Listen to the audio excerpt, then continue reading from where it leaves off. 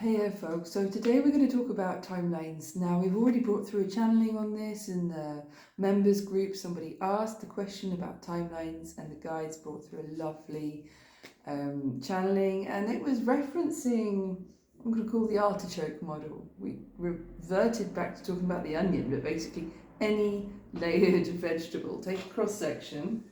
Okay, so let's see how we do. There you go, there's the centre of the vegetable. And then, it's got these layers moving from the center out, out, out, and out. There we go, we'll do that on the other side. Okay, and that is the model that we're working from with timelines. So imagine with any major event that affects a collective of human history, so we could look at, and we're talking in this aspect, in this context, we're talking about events in history that move on the evolution of human consciousness. So we could look at Atlantis, Lemuria, ancient Egypt, biblical times. So these events that we have a shared human history within. That event will have a version of itself that's here. And this can be thought of as the highest level of harmony. The highest potential harmonious version of that event. Okay, and then there's versions of that event. I actually kind of want to make them nearer the center they are, the bigger they are, and then the further out we go, the smaller they get. In both directions. Okay, because this is a cross section of something that's actually a sphere. And what version of event we're currently relating to from the here now moment. It's not what really happened, what didn't happen, it's what version are we relating to from the here now moment. Depends on how we are aligned within ourselves. So this, as well as being a cross-section map of a sphere, for timelines, versions of events, this can be thought of as a cross-section map for dimensions of the self. And there is, right at the heart and centre of us, there's the highest potential harmony that we could be in resonance in within ourselves. There's that golden blueprint within the human blueprint that is not usually where we're manifesting our stories from. It's we're usually manifesting a whole beautiful configuration of all sorts of these, for all the different stories that we're running in our lives. Histories are stories. They're stories that we are attached to, that we have attachment to. They are events, literally stories that have happened for us in our past, in past lives, that we're connected to in the collective consciousness, that we have a racial connection to, that we have a familial lineage connection to. They've run down through our families. They've happened for our soul tribe, even if they didn't happen to us individually. That places them in the akash of our DNA. In our akashic records, we'll have a book we can open that tells the story of something we've lived through. It's in our DNA, it's in our genetics, it's affecting us in the present moment. So we have this kind of relationship to it. Here we go, here's us in the here and now. It's a dot, it's a focus of consciousness in the present moment. Imagine the present moment is all there is. That's us. Here's a story that happens in our past. There we go. There's an event like that. And and there's a line which misses the center completely. There we go. And there's kind of like the future that's being written. This is where we've come from. This is where we are now. And this is where we're going. So how we're aligned affects which version of these we're vibrating with. Which version of these do we open in the akash of our genetics?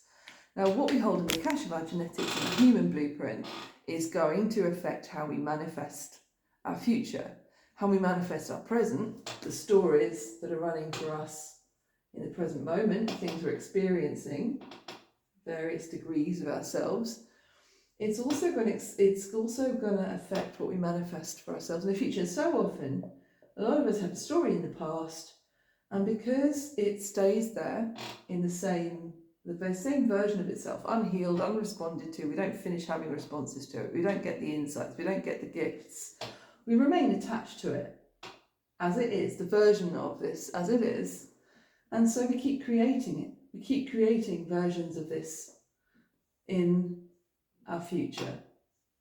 And we become, this is a timeline. This is what we're describing as a timeline. A personal timeline connected to the timeline of a personal story. So that's the timeline of an event, different degrees of that event. This is the timeline of a personal story. And when we don't heal from something that's happened to us in our past, that's happened to our families in our past, that's happened for our tribe of consciousness in our past, that could be our race, that could be our nation, it could be our local village, it could be something that's happened in the land that we're connected to. So we have all these different communities of consciousness that we're connected to, and the stories that are alive for us. There's a kind of panic around some people, I think, of going, oh my gosh, I'm running a story and it's not mine and I should get rid of it. So we'll first ask, why is it in your field? Why are you running the story? How are you connected to it?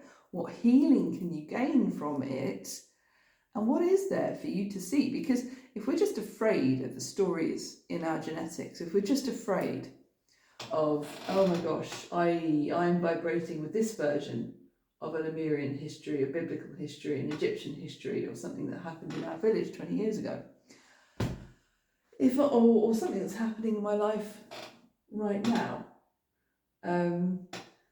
If we're afraid of those stories and we try and throw them out, what we're doing is we're not healing our attachment to the version that's vibrating in our field. That when we open the akash in the genetics of a blueprint, it's saying, this is what's real for you, Lucy, this is what happened for you. You've got a whole set of responses that haven't finished happening in your field, that are vibrating with dissonance, that are constantly telling your innate intelligence, the whole of you, hey, this is real, this is a fact, this is what happened. And it's because something in the past vibrates in our field outside of space and time when we don't complete our reactions to it. It's like having something there going, hi, you know that time you fell off your bike and you, instead of being allowed to shake and cry and scream and be hugged and let the pain go away, you got told off for falling off your bike, you had that trauma impacted and compounded, then you felt guilty about it, then you felt ashamed about it, and then you got really afraid of getting back on your bike ever again, and then you believed that you were wrong about it, and you have all these kind of coexisting beliefs that were formed from responses that happened in a trauma moment that hasn't completed. And that becomes your truth, and it stays in the field, and it vibrates, and it creates the present reality. Because all of those emotional dissonances and the beliefs that are connected to them, I'm ashamed and I mustn't get on a bike and I can't ride a bike, they don't go away. Because the response to the original trauma didn't complete. And that keeps us connected to events in our past that might be here. Now, the highest potential for that event, for falling off your bike, would possibly be shaking and crying until the pain has left your body. Somebody coming, giving you a hug and telling you it wasn't your fault, you're safe now, and it's all right, and then getting back on your bike and riding off. That's the highest potential outcome.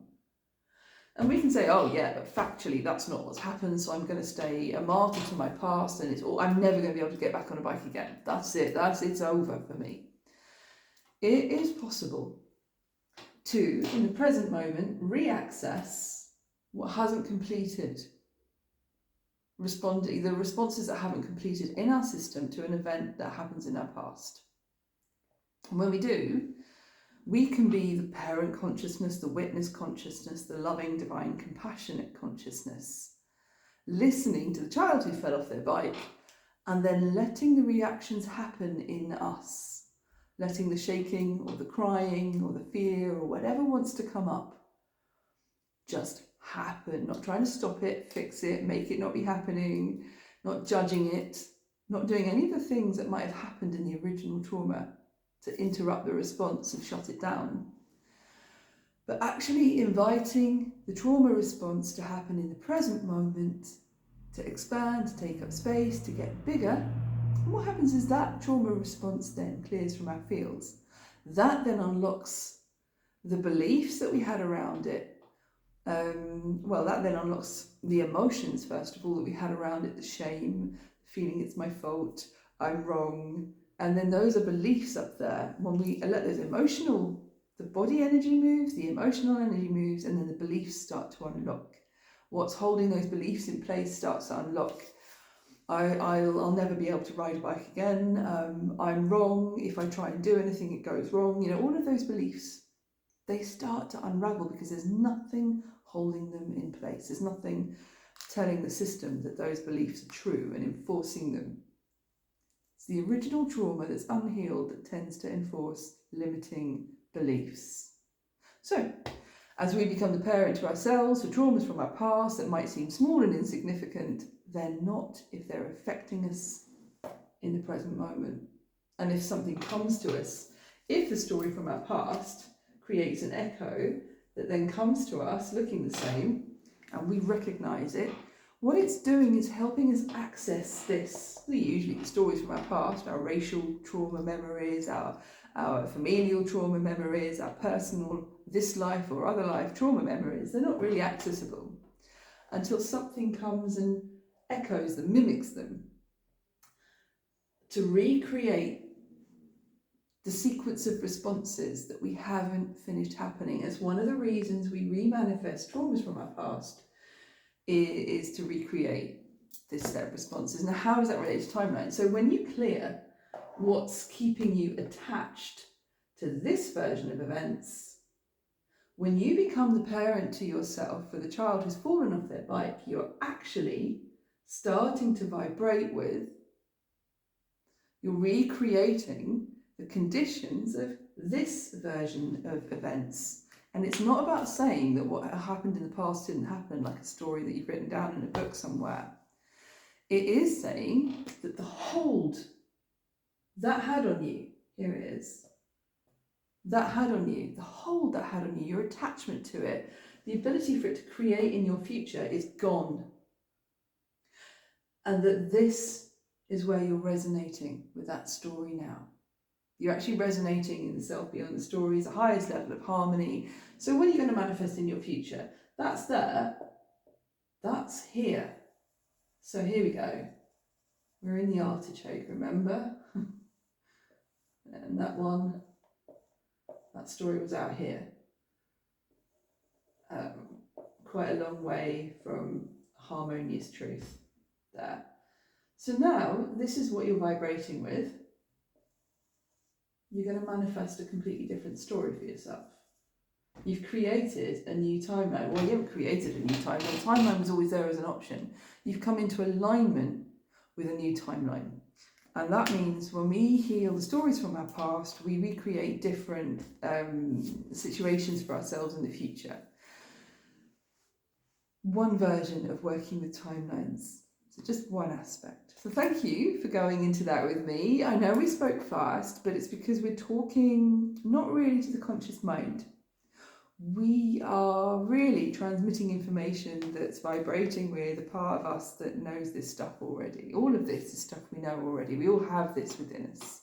It's in a remembering. So we talk quite fast, we make pretty squiggly pictures, and this is designed to not give the mind something to chew on so much. Although I'm sure you can slow the video down if you want and watch it again, or maybe you don't need to. It's more designed to unlock that latent knowingness that we have within us of like, oh yeah, of course, I remembered this. Why have I forgotten?